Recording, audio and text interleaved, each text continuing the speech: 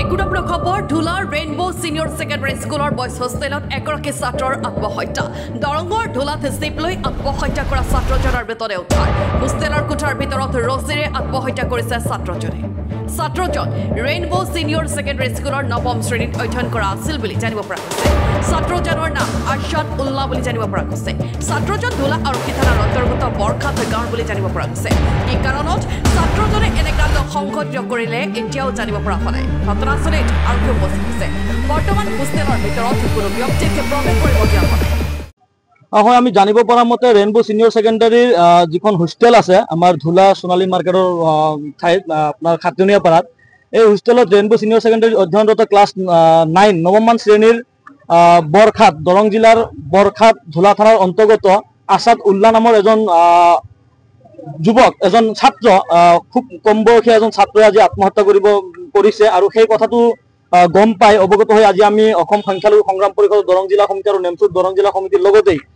ধুলা আঞ্চলিক উভয় সংগঠনৰ সমিতি স্থানীয় ৰাইজসমূহ ইয়াত আহিছোহি ইতিমধ্যে ইয়াত আমাৰ দণ্ডাধীশ কাৰ্যবাহী দণ্ডাধীশ আহিছেহি ধুলা আৰক্ষী থানাৰ ভাৰপ্ৰাপ্ত আৰক্ষী বিষয়া আহিছে আমি এই যি আপোনাৰ আত্মহত্যাই হওক বা এই যি মৃত্যু এই মৃত্যুত আমি গভীৰ ক্ষোভ প্ৰকাশ কৰাৰ লগতেই আমি বিচাৰিম যে প্ৰশাসনে দৰং জিলা প্ৰশাসনে এই মৃত্যুটোক এক সঠিক আৰু সত্যৰূপে তেওঁলোকে নিৰূপণ কৰি কিনে তেওঁলোকে অনুসন্ধান কৰি কিনে আসল প্ৰকৃত ৰহস্য কিয় ছাত্ৰজনে ইয়াত আত্মহত্যা কৰিবলগীয়া হ'ল এই বা অন্য কি আছে বা নাই গোটেই কথাখিনি তেওঁলোকে তদন্ত মৰ্মে কি কাৰণত আত্মহত্যা কৰিছে সেইখিনি এতিয়ালৈকে যিহেতু জানিব পৰা নাই গতিকে এইখিনি সঠিক তদন্ত মৰ্মে প্ৰশাসনে এই কথাটো পোহৰলৈ আনিব লাগে আৰু ইয়াত যদি অন্য কোনো প্ৰকাৰৰ ঘটনা হৈ থাকে তেতিয়াহ'লে আৰক্ষী প্ৰশাসনে বিষয়টো তেওঁলোকৰ অনুসন্ধানৰ জৰিয়তে আইনীভাৱে ব্যৱস্থা গ্ৰহণ কৰিব লাগে আমি শুনা মতে যিটো কৰিডৰ আছে কৰিডৰৰ এটা চিচি কেমেৰা এটা আছেহি কিন্তু ৰুমৰ ভিতৰত নাই আৰু আমি শুনা মতে তাত স্থানীয় কোনো চকীদাৰ মানে স্থায়ীভাৱে কোনো চকীদাৰৰ ব্যৱস্থাটো নাই বুলি শুনিছো নিৰাপত্তাৰ বিষয়ে কি ক'ব এতিয়া নিৰাপত্তা চাওক যদি ইয়াত নিৰাপত্তাৰ এটা লেপছ হৈছে বুলি ইতিমধ্যে আমি বুজিলো কাৰণ চিচিটিভি বা স্থানীয় কৰ্মচাৰী যেহেতু নাই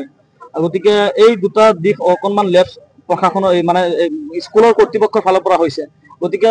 সঠিক যেতিয়া ইনকুৱাৰী হ'ব তদন্ত হ'ব নিশ্চিতভাৱে ঘটনাখিনি পোহৰত আহিব বুলি আমি দাবী জনাইছো ঢোলাৰ পৰা শলীমুদ্দিনৰ ৰিপৰ্ট এণ্ড